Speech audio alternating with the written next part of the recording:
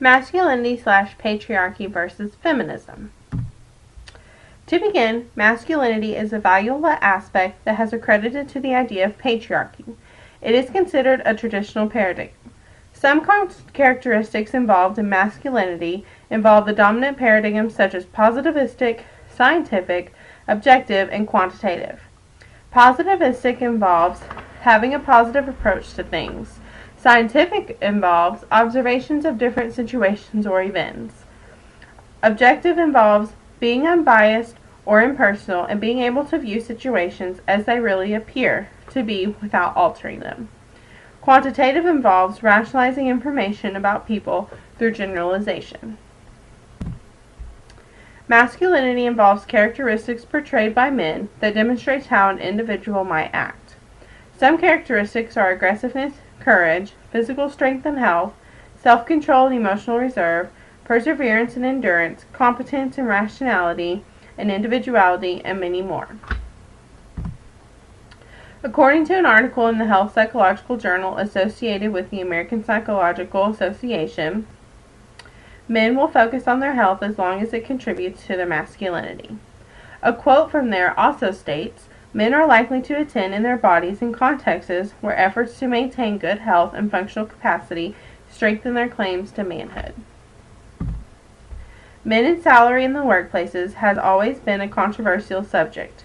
According to an article in the Psychology of Women Quarterly, social science research suggests that even in the United States, where women have made enormous economic and occupational advances over the last century, their labor continues to be valued less than men's.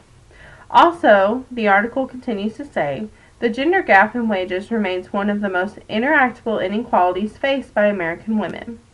Wealth is associated with the term masculinity and is involved in a stereotype that is only associated with men and not women. Feminism is the alternative paradigm to masculinity/patriarchy. It is also considered feminist thinking and involves examining the status of women. Feminism also involves the standpoint theory. Standpoint theory is a theory that involves truths made up from the reality of certain social locations. Feminism can be explained as, according to the article published in the New Labor Forum, that women are learning how to stand up for their rights through watching male dominance. The article claims women were learning by interrogating the convention of gender and male dominance. Masculinity and feminism are similar in a few ways, but are more different. Masculinity provides an ongoing debate regarding men and their dominance over women. Feminism responds by constantly fighting back and providing many ways to improve women's rights. Feminism focuses more on women's rights and what can be done to make a difference. Masculinity is more of a characteristic, the way men think, act, and make choices. In the world today, television and media are involved with masculinity and feminism constantly. According to the Journal of Communication article Research in Media, Religion, and Masculinities, the media contradicts everything that men try to portray. Also, the article goes on to say that the media discredits the idea of masculine values, responsibility, virtue, and character. The media and television portrays feminism in many different ways, some good and some negative. According to an article from Deborah Beck at the University of Wyoming, feminism is portrayed in a negative way on television. Her article claims that the display of female roles is increasing every day, and more programs are demonstrating all different female roles that weren't normally done in the past.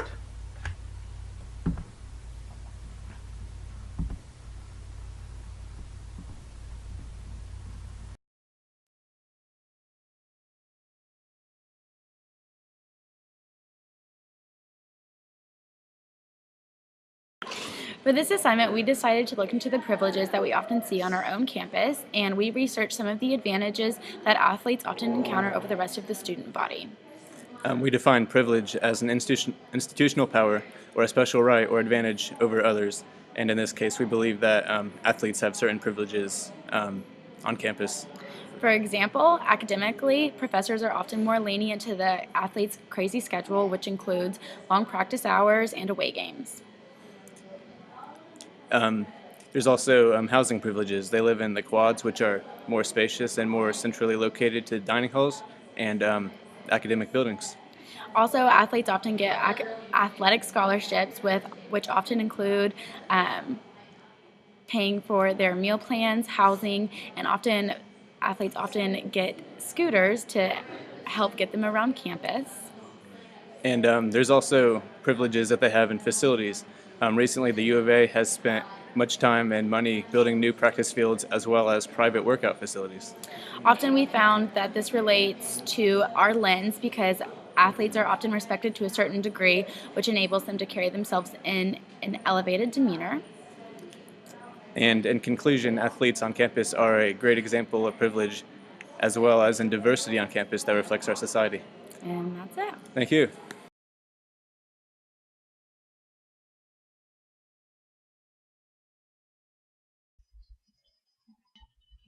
Whiteness and diversity.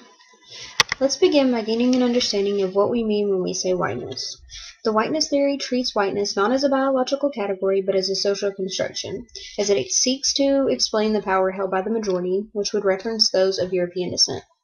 In turn, the power held by whites has had the tendency to suppress minorities, which creates racism as well as white privilege. White privilege represents the symbolic and material privilege that whites are granted based on skin color. According to the article Summary of Whiteness Theory, it could mean access to higher education, higher social status, more social power, the freedom to move, and it even includes conceptions of beauty and intelligence that are linked with whiteness that might exclude minorities.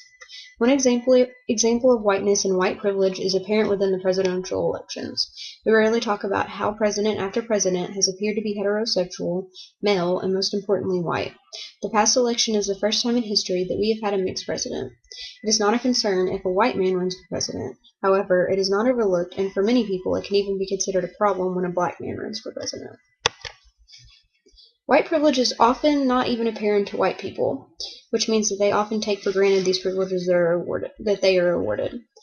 Peggy McIntosh says it best in her article, White Privilege, Unpacking the Invisible Knapsack, when she says, I have come to see white privilege as an invisible package of unearned assets that I can count on cashing in every day, but about which I was meant to remain oblivious. White privilege is like an invisible, weightless knapsack of special provisions, maps, passports, code books, visas, clothes, tools, and blank checks.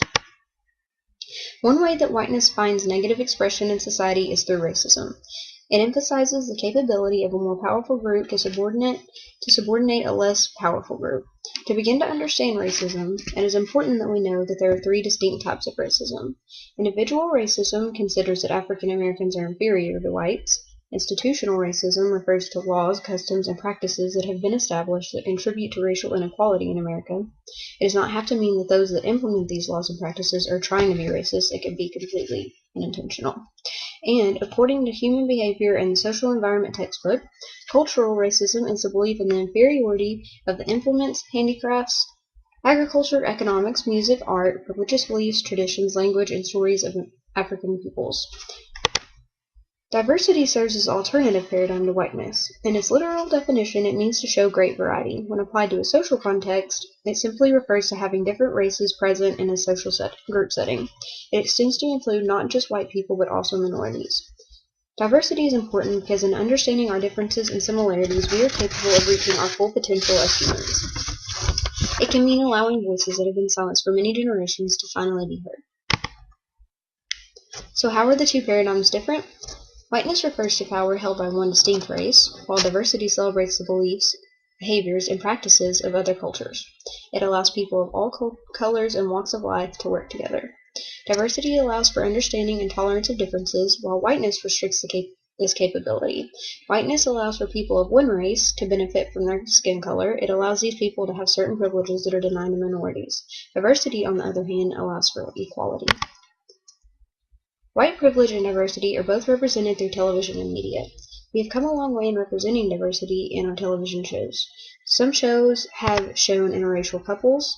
Some of you 90s kids might remember Shawn and Angela from Boy Meets World.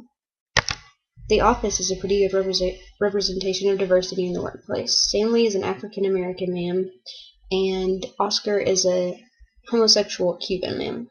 Each character is different and unique in their own way. Some TV shows show African Americans in powerful positions, like White House Down, where Jamie Foxx plays an African American president.